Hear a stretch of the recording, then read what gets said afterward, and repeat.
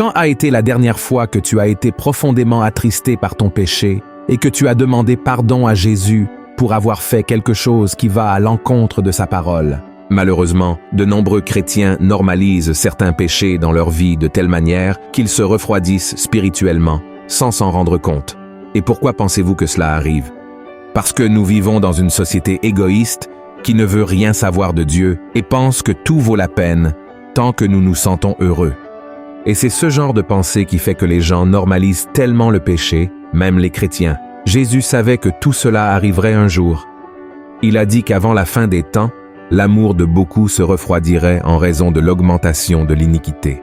Et pour que cela ne t'arrive pas à toi, je vais te montrer au moins 5 péchés que beaucoup d'entre nous commettent en pensant qu'il n'y a rien de mal. Et tu dois regarder cette vidéo jusqu'à la fin, car il se peut que tu déplaises à Dieu avec ces péchés, d'accord? Mais avant de commencer, j'adorerais que tu t'abonnes à ma chaîne. Il te suffit de cliquer sur le bouton rouge en dessous de la vidéo, de t'abonner, et à côté apparaîtra une cloche. Il est très important de cliquer sur la cloche et de choisir l'option Toutes, afin de ne pas manquer les vidéos que je publie, compris? Alors rejoins-moi. Maintenant, commençons. La Bible montre que Satan n'a pas la permission de faire tout ce qu'il voudrait en ce qui concerne nous. S'il le pouvait, je suis sûr qu'il nous détruirait de la manière la plus cruelle. Ainsi, l'une de ses armes est d'amener l'homme à se détruire lui-même à travers le péché. Et cela se produit de différentes manières. Il fait croire aux gens qu'ils peuvent pécher à volonté, qu'il n'y aura pas de conséquences. Après tout, Dieu est amour et Christ est mort sur la croix pour nous libérer de la condamnation. Autrement dit, il utilise la parole de Dieu de manière déformée pour que l'homme tombe dans ses pièges. Mais nous ne devons pas oublier que Satan est menteur et le père du mensonge. La Bible dit dans Romains 8, verset 1, qu'il n'y a plus de condamnation pour ceux qui sont en Jésus-Christ.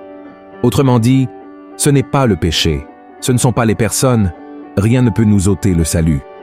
Cependant, le péché a des conséquences et c'est ce que le diable veut nous cacher. Une autre façon très courante que l'ennemi utilise pour tromper l'être humain est d'inventer des noms plus agréables pour les choses que Dieu abhorre. Par exemple, la prostitution est maintenant appelée programme et les prostituées sont appelées professionnels du sexe. L'adultère s'est transformé en relation extramaritale et la corruption et la malhonnêteté ont reçu le surnom de style brésilien. Mais, frères, ne nous laissons pas tromper, car même si l'étiquette a changé, le poison du péché reste le même et peut tuer. Regardez ce que Dieu lui-même a dit dans le chapitre 5 du livre d'Isaïe. « Malheur à ceux qui appellent le mal bien et le bien mal, qui changent les ténèbres en lumière et la lumière en ténèbres, qui changent l'amertume en douceur et la douceur en amertume. » Et un autre piège du diable est de faire croire à la personne qu'elle a le droit de pécher. Exactement. Satan veut nous convaincre que nous pouvons vivre de la manière que nous estimons être la meilleure.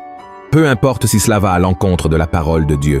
Il chuchote à nos oreilles. Va et fais-le. Tu mérites d'être heureux. Ton corps t'appartient et les règles sont les tiennes.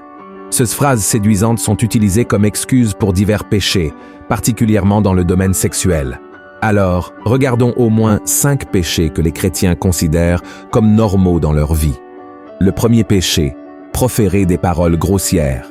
Frères, malheureusement, les paroles grossières n'ont jamais été aussi courantes qu'aujourd'hui. Que ce soit pour attaquer quelqu'un, exprimer son insatisfaction à propos de quelque chose, ou simplement comme une forme d'étonnement ou de surprise, les paroles grossières sortent de la bouche des gens, même de nombreux chrétiens de manière très naturelle. Et le diable veut nous convaincre qu'il n'y a rien de mal à répéter ces mots. Après tout le monde le fait, n'est-ce pas? Mais la vérité est que proférer des paroles grossières a toujours été un péché, et la Bible le laisse très clair. Regardez ce qui est écrit dans le chapitre 4 d'Éphésiens. « Qu'il ne sorte de votre bouche aucune parole mauvaise, mais, s'il y a lieu, quelques bonnes paroles, qui servent à l'édification et communiquent une grâce à ceux qui l'entendent. N'attristez pas le Saint-Esprit de Dieu, par lequel vous avez été scellés pour le jour de la rédemption. » Jésus a dit que de l'abondance du cœur parle la bouche. Donc, nous devons faire très attention à ne pas conserver de sentiments négatifs en nous, car tôt ou tard, nous pourrions laisser échapper une parole grossière ou une insulte envers quelque chose ou quelqu'un. Le deuxième péché que les gens normalisent est le sexe avant le mariage. Notre culture approuve et même encourage les relations sexuelles entre personnes non mariées. Et cela ne concerne pas seulement les adultes. Ce que nous voyons de plus en plus de nos jours, même au sein des églises, ce sont des jeunes de plus en plus jeunes ayant leur première relation sexuelle. Cela se produit en grande partie en raison de l'influence de Satan, qui utilise les romans, les films et Internet pour convaincre les gens qu'il n'y a rien de mal à rechercher le plaisir sexuel avec quelqu'un. Cependant, c'est un autre péché que les chrétiens normalisent. La Bible montre que le sexe avant le mariage est un péché, car la relation sexuelle est bien plus qu'un acte de plaisir. C'est une union physique et spirituelle entre le couple. J'ai même réalisé une vidéo sur ma chaîne montrant ce qui se passe dans le monde spirituel lorsque l'on couche avec quelqu'un en dehors du mariage. Frères et sœurs, c'est très sérieux. Revenons au sujet, le sexe en dehors du mariage peut causer de grands problèmes, tels que la souffrance émotionnelle due à la connexion des âmes, les grossesses non désirées, les familles détruites et surtout, le refroidissement spirituel. Mais vous pourriez demander, et si ce sont un couple de fiancés? Mes frères, le fiançailles ne sont pas le mariage. Le couple n'a pas encore fait de déclaration publique et peut rompre l'engagement. De nombreux couples de fiancés ont des relations sexuelles, puis se séparent sans se marier, générant de nombreux problèmes pour eux-mêmes. C'est pourquoi, si vous avez eu des relations sexuelles avant le mariage, demandez pardon à Dieu et cherchez à vous maîtriser avec son aide pour ne pas succomber à la tentation. Amen. Le troisième péché que les gens normalisent est la médisance. La médisance est devenue tellement populaire et courante que la plupart des gens pensent qu'il n'y a rien de mal à cela.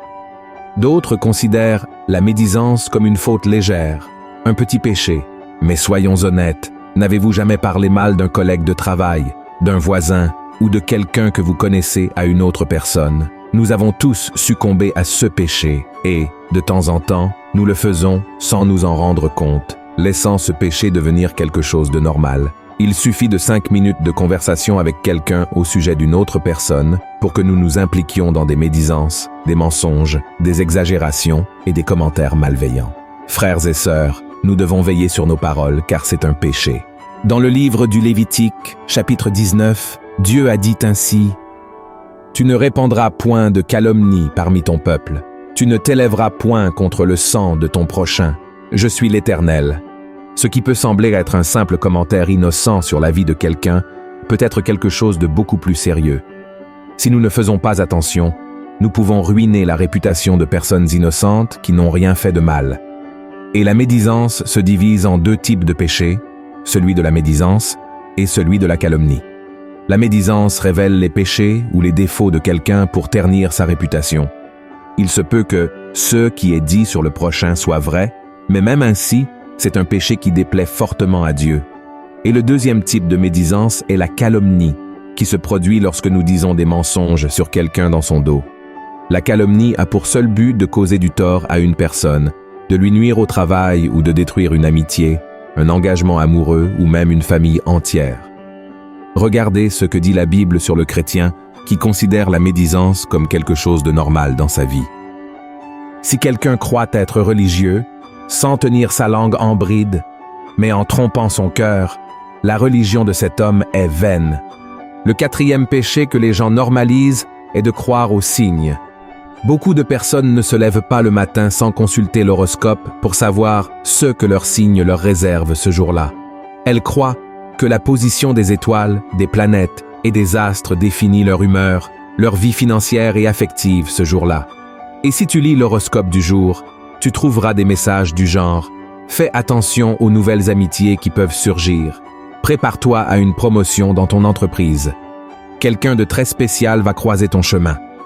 Ta couleur de chance aujourd'hui est l'orange et ton numéro est 75 par exemple. » De plus en plus, nous voyons des chrétiens s'impliquer dans ce genre de choses.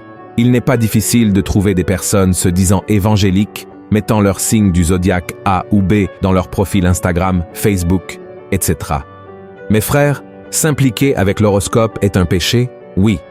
Nous ne devrions pas normaliser l'horoscope dans nos vies, car seul Dieu connaît notre avenir. Et ce n'est pas par hasard que dans le livre des Proverbes, chapitre 27, on nous dit de ne pas nous vanter du lendemain, car aucun de nous ne sait ce que ce jour-là nous réserve. De plus, L'astrologie est liée à des religions associées à la sorcellerie. Et consulter l'horoscope est une forme de divination qui est totalement condamnée par Dieu. Regardez ce qui est écrit dans le Deutéronome, chapitre 18. Qu'on ne trouve chez toi personne qui fasse passer son fils ou sa fille par le feu, personne qui exerce le métier de devin, d'astrologue, d'augure, de magicien, d'enchanteur, personne qui consulte ceux qui évoquent les esprits ou disent la bonne aventure, personne qui interroge les morts. Car quiconque fait ces choses est en abomination à l'Éternel, et c'est à cause de ces abominations que l'Éternel, ton Dieu, va chasser ces nations devant toi.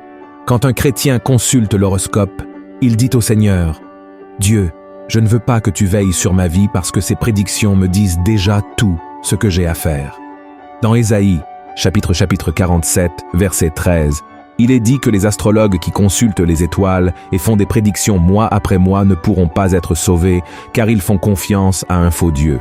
Et c'est précisément ce qui est arrivé au roi Saül. La Bible dit qu'il a désobéi au commandement du Seigneur en consultant une médium et a fini par perdre son règne.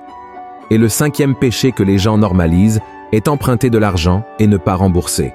La crise économique vécue ces dernières années, le chômage et surtout l'augmentation des prêts bancaires ont conduit des millions de personnes à s'endetter.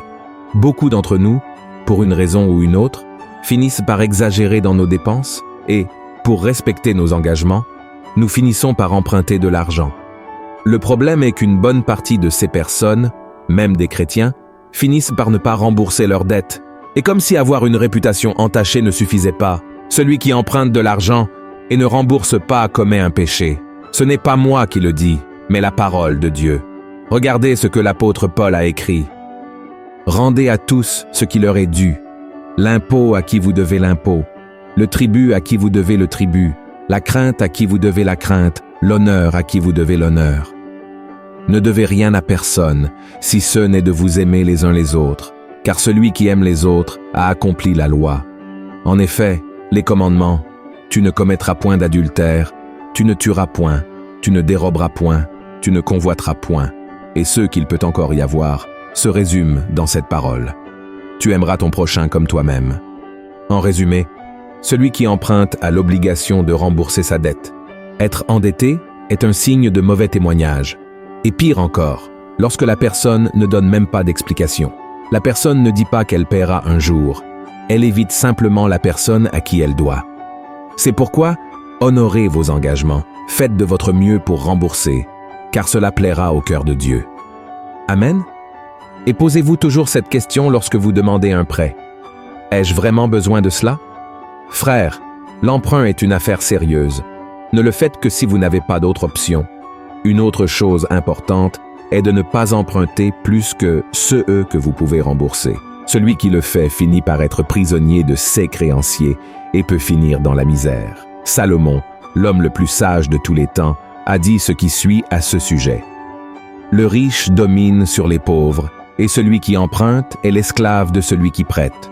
Mes frères, malheureusement, le péché est devenu quelque chose d'acceptable pour beaucoup de chrétiens, comme si les difficultés et les luttes que nous traversons nous donnaient le droit de commettre certains péchés comme une forme de récompense, de soulagement, et cela fait que de plus en plus de personnes s'éloignent de Dieu.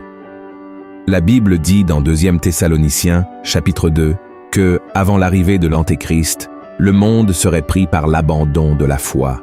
Autrement dit, de nombreux chrétiens abandonneront leur foi dans la vérité pour suivre le mensonge. Ainsi, le péché deviendra de plus en plus courant au sein des églises. Mais nous ne pouvons pas renoncer à nos principes. Je sais que ces péchés peuvent être tellement enracinés dans notre société et même dans notre propre vie qu'il peut être difficile de les abandonner. Mais la bonne nouvelle est que, si nous nous accrochons à la parole de Dieu avec foi, engagement et obéissance, le Saint-Esprit nous aidera. Amen. Nous ne sommes pas de ce monde. Notre place est la patrie céleste. Nous savons que la mentalité mondaine est de plus en plus pervertie, mais nous sommes appelés à avoir la pensée et le caractère de Christ. Cela ne signifie pas que nous serons parfaits, mais ce que nous ne pouvons pas faire, c'est accepter tout ce qui se passe. Nous devons nous repentir de tout cœur pour nos péchés, car c'est pour eux que Christ est mort et a été crucifié. Et quand nous nous repentons de tout cœur, Jésus lui-même nous pardonne et purifie notre âme de toute impureté et mal du péché. Amen. Si vous avez aimé ce message, je vous demande de le partager sur WhatsApp, sur Facebook. Propageons le message de Dieu. Amen. Et je vous attends dans la prochaine vidéo. Que Dieu vous bénisse.